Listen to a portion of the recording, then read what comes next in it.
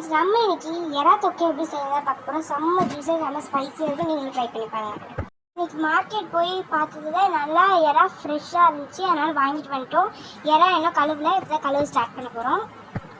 கடாயில் எண்ணெய் ஊற்றி அதில் சோம்புத்தூள் ஸ்பைசஸ்லாம் போட்டு நல்லா வதக்கி எடுத்துக்கோங்க.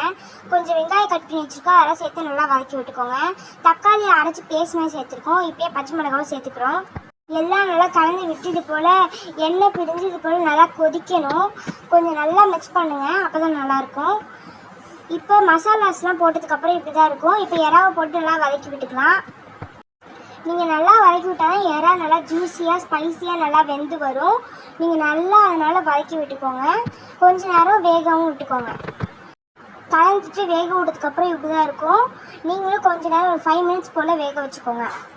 அவ்வளோதான், நம்மளோட எறா தொக்கு ரெடி. நீங்களும் ட்ரை பண்ணி பாருங்கள்.